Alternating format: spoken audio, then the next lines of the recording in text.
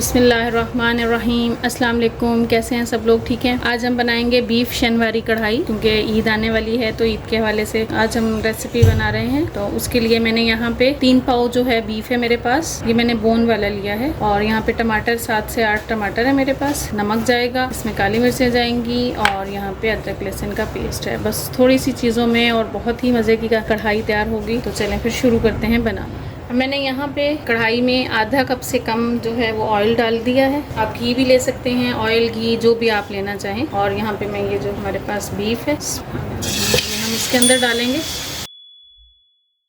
और हमने इसको इतनी देर यहाँ पे फ्राई करना है कि ये इसका कलर चेंज हो जाए।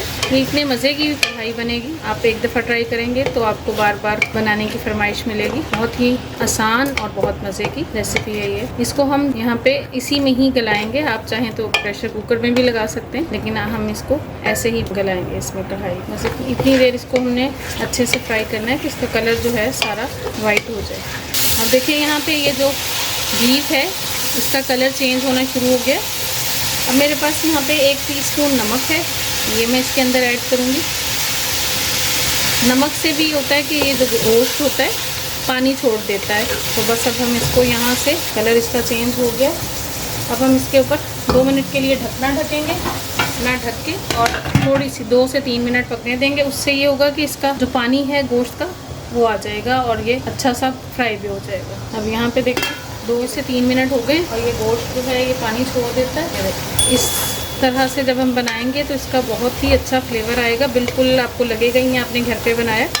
जो रेस्टोरेंट स्टाइल की जो शनवारी कढ़ाई है हम सेम वैसे ही बनाएंगे, आपको घर पे वैसा ही मज़ा मिलेगा। लगेगा ही नहीं कि आपने घर में बनाया है। ये हो गया। अब इसके ऊपर अब ये जो हमारे पास टमाटर हैं ये हम रख देंगे।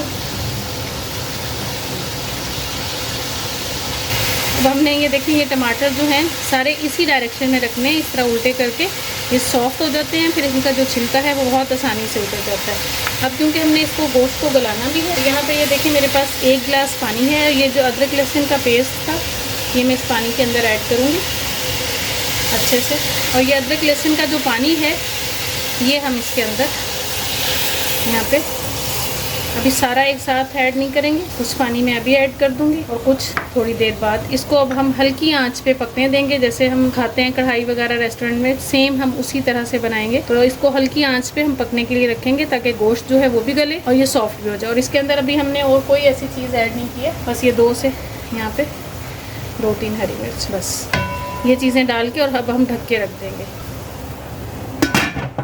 अब यहाँ पे देखते हैं ये अभी तकरीबन 5 से 6 मिनट हुए और ये टमाटर जो हैं ऊपर से सॉफ्ट होना शुरू हो गए। अब हमने बस इसका ये जो छिलका है ये देखें कितनी आसानी से ये उतर गया। इसी तरह से सबका जो छिलका है बस हमने उतार देना है, ताकि ये जो टमाटर है इसी की ग्रेवी बनेगी इसके अंदर और ये अच्छे से सॉफ्ट होके अंदर शामिल हो जाए। जब आप इस डायरेक्शन में रखेंगे तो ये फ़ौरन से छिलका भी उतर जाएगा और आपको उठाना भी आसान हो जाएगा छिलका इनका। फिर ये देखें ये गोश्त गल रहा है। ये जो मेरे पास आधा मैंने पानी ऐड किया था, आधा और मैं इस टाइम पे यहाँ पे और ऐड कर दूँगी ताकि ये जो गोश्त है गल भी जाए। और ये पानी जो है इसका हमने खुश करना है, बस इसी पानी में ये गोश्त जो है हमारा गल भी जाएगा और टमाटर भी बहुत अच्छे से सॉफ्ट हो जाएंगे साथ। तो अब हम इसको तकरीबन 15 से 20 मिनट के लिए और पकने देंगे ताकि गोश्त बिल्कुल टेंडर जूसी सा तैयार हो जाए हमारा।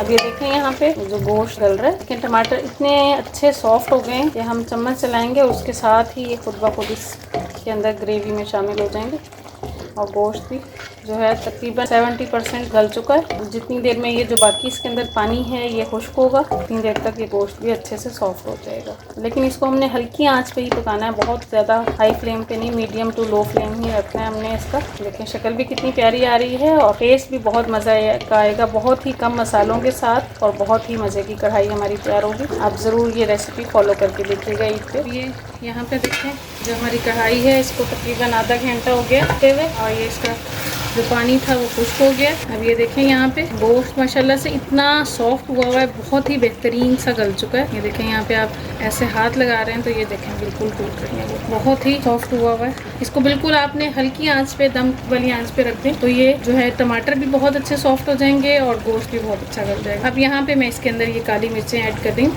अभी तक मैंने इसमें कोई मिर्चें ऐड नहीं की थी।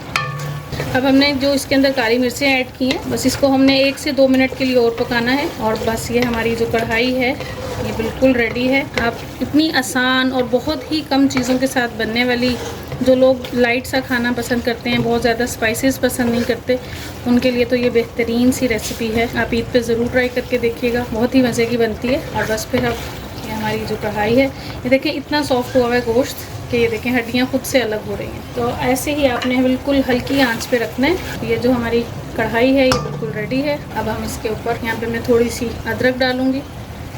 तो अब यहाँ पे ये देखें, ये जो हमारी बीफ शनवारी कढ़ाई है बिल्कुल रेडी है, बहुत मज़े की बनी है। आपने ज़रूर ट्राई कर देखनी है इस ईद पे। और मेरे चैनल को प्लीज़ सब्सक्राइब करें।